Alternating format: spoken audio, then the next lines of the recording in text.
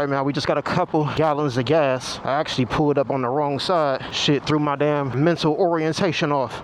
I'm so used to pulling up with the pump on my right side because I'm right-handed. Pulling up on the left side, shit threw me off. I actually had to dismount the bike to put the gas in there because this pump, like, soon as you squeeze it, that bitch on all gas, no brake. Like, I ain't want to risk getting fuel all over me in this beautiful 2024 Ducati Panigale V2. Yes, sir. All right, we out. But all right, man, we back moving. But y'all know how I do, man, when I get out here on this bike. Like, man, when I'm riding, we straight freestyling. You know, meaning we ain't got no particular plan. We just planning to have a little fun. We living in the moment right now. But yeah, man, we getting closer to that back to school time. That shit creeping up fast as hell. A little summer, man, it pretty much came and went. No turn on red, bro. I guess you thought I was just sitting here bullshitting. But all right, y'all, let's kick it. So look, it's 2025. That's obvious. What's not obvious is the fact that prior to having this Ducati, I always wanted to say that shit like that, having this 2024 Panigale V2, this is my first bike in 25 years. This is also the first bike that I've ridden in 25 years. On January the 30th or the 31st, man, I was fucking around on the internet. Let me take it back a little bit.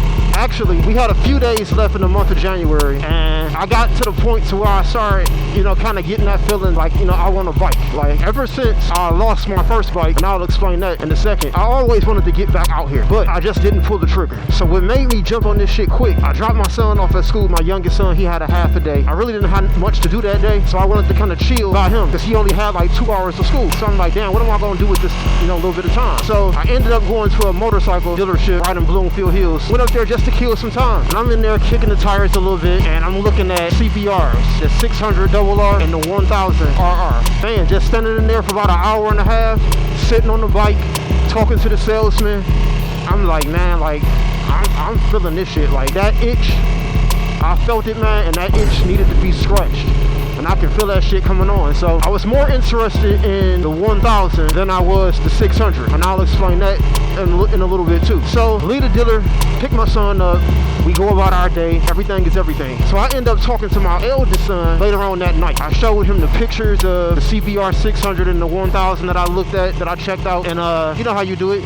You start getting interested in something, the first thing you do is you start watching videos. So when I wound up jumping on YouTube, started looking at the 600, looking at the 1000, looking at the different colors and shit that they come in. And I was asking myself, like, do I really want to get this shit? Am I really about to do this? So, yeah, this bitch sound good.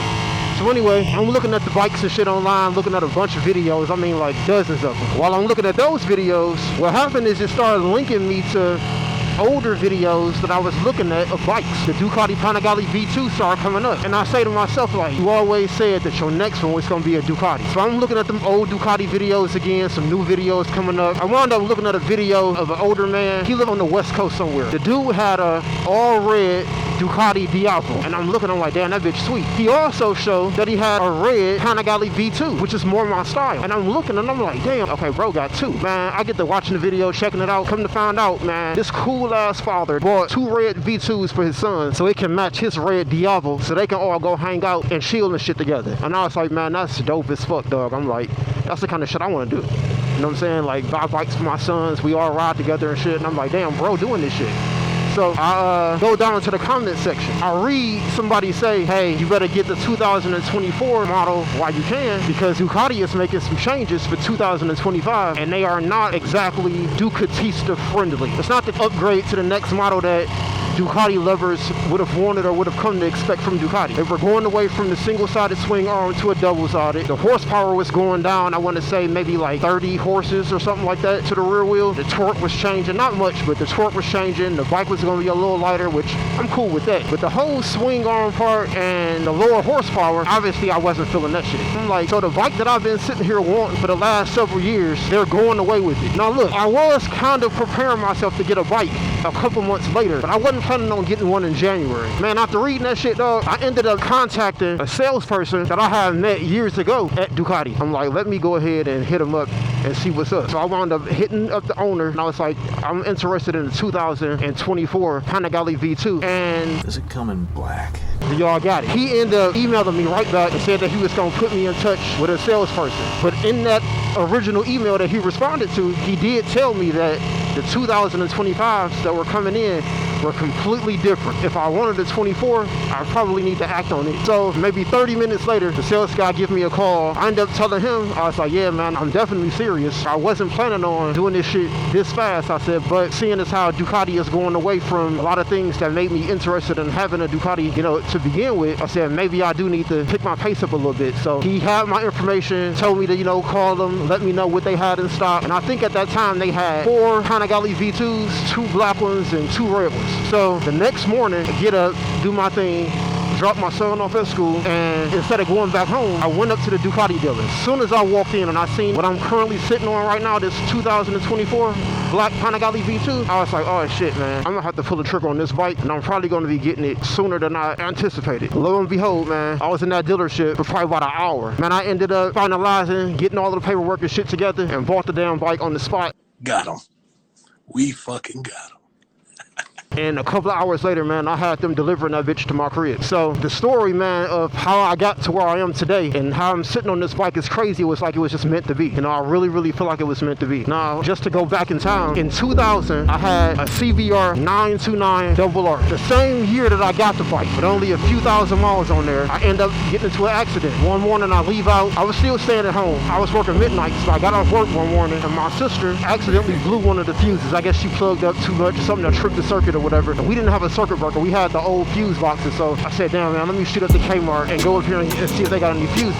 And while I was on my way up there, an older gentleman made a left-hand turn right in front of me. I was going maybe 30, 35 miles per hour tops. I had literally just pulled off from a red light. Dude turned right in front of me, man. Like, I did everything I could to avoid hitting the vehicle. And it was to the point where I was down there doing a fucking stoppie, like a damn endo, trying to avoid hitting the car. And the only thing that I could think of, which I didn't really think, it's like this shit just happened, and I just jumped off the bike. Just jumped off the bike, man. Flipped over the car. I was A1, wasn't shit wrong with me. Praise the Lord. I hadn't had a bike in all of that time. So that's what I'm saying. I went 25 years, 25 straight summers with no motorcycle. I wasn't riding none of my friends or family member motorcycles or anything like that. Like, I went from, like I said, my first bike, you know, being damn near a liter, like 929 cc's. I went from that to chilling, not riding, and then all of a sudden I jumped on this 955 cc's, and we back out here, man. Normally, I'm not an impulse shopper. Typically, I'm the type of person that think things through. If I want something, I sleep on it, you know, get up the next day, shit, a couple days later. I'm one of them type of people, man. I don't just jump up and just go do shit. So for me to jump up and get this bike as fast as I did, man, is crazy, dog. Like, this is not even me. But man, I'm so glad that I got the bike. So glad to be back out here riding again. My family was 100% supportive. My wife was pushing me, like, get a bike, get a bike, get a bike. And it's just funny, man, because I really thought that I was going to get a CBR again. And once it came down to it, man, I just couldn't do it. Seen that Ducati, and I was like, oh yeah, I got to have that Italian. Here we go. We on this joint 685 miles later.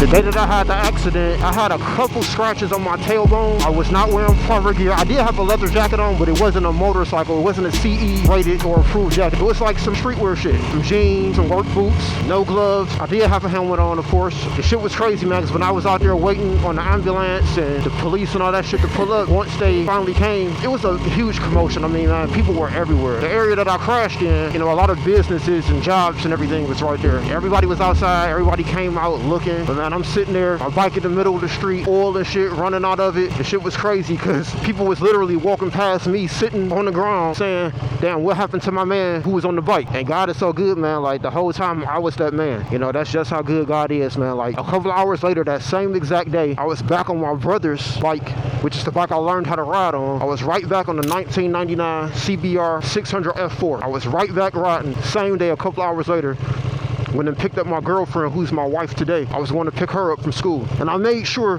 that I got back on the bike that same day, just so that I wouldn't, you know, be shook and be scarred. Sometimes, man, you gotta just get back on the saddle. If I never would have rode a bike again at all, I probably would be scared today. And I've heard of that happening to people. You know, people had a bad experience on a motorcycle early on.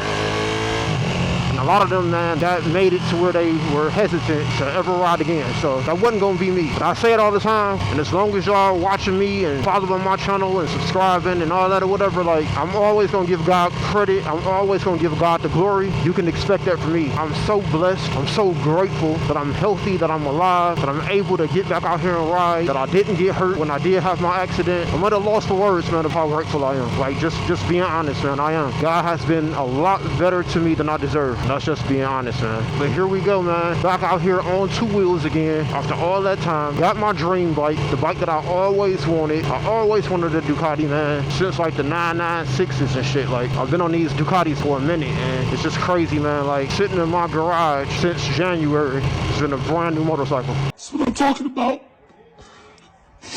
This shit means something to me, man. When I got it delivered to the crib, man, it had 1 mile on it. It's a very dope experience.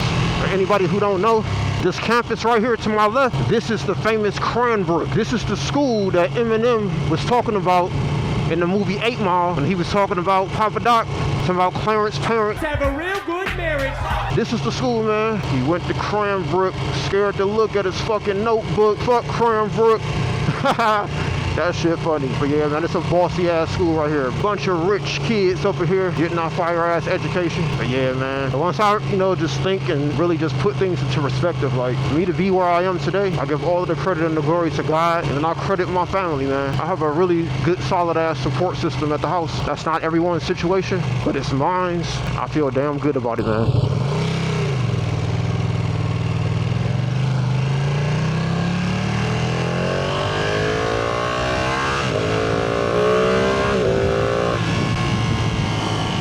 Man, it feels so good, so good, so good. But another thing that I did, being much smarter this time having a motorcycle, is this time I made sure I had all of my gear. Right now I'm wearing a textile jacket from Speedy, S-P-I-D-I. This is a Ducati jacket. My Raven Moto Black Onyx jeans, these are CE rated and approved. I'm wearing my Alpine Stars gloves. These are the SP8s or some shit like that. Y'all see them. I got my Shoei RF 1400 helmet on, and I have on my Alpine Stars SMX race boots on. But I don't even know if that term was out 25 years ago, but I was definitely a fucking squid, I'll tell you that. I never was out here with shorts and flip-flops on, but just regular sneakers and jeans and a t-shirt. Oh shit, man, that was me all day.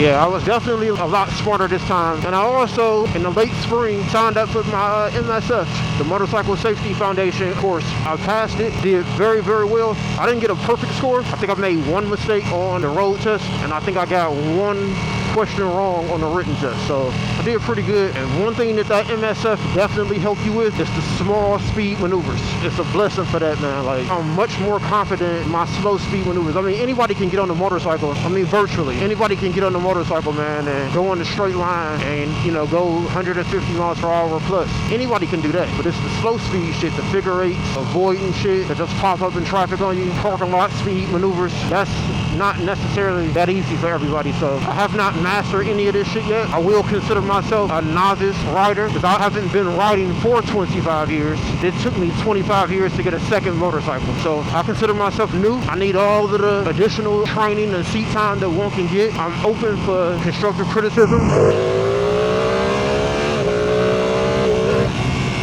Yes, sir. And I was so ignorant too. I mean, like, none of the people around me at that time, man, was talking about having on the proper gear and going to get formal training for this shit. Like, nobody was on that, man. Like, it's definitely true, man. You are only as smart as your circle. That's a fact.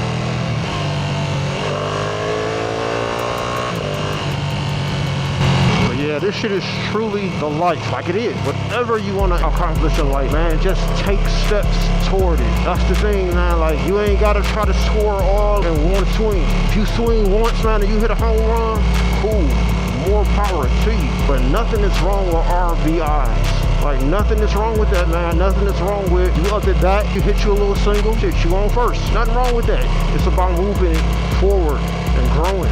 Whatever you got your heart positioned toward, and go out here and accomplish it. Because you can. Like, you really can have whatever you work toward. Now, I ain't talking about a bunch of hard work either. It's about smart work. Ain't nothing wrong with hard work, but you know, let's be smart. Move towards your goals and your dreams and catch them. Don't just be out here chasing dreams, man. You gotta be a dream catcher.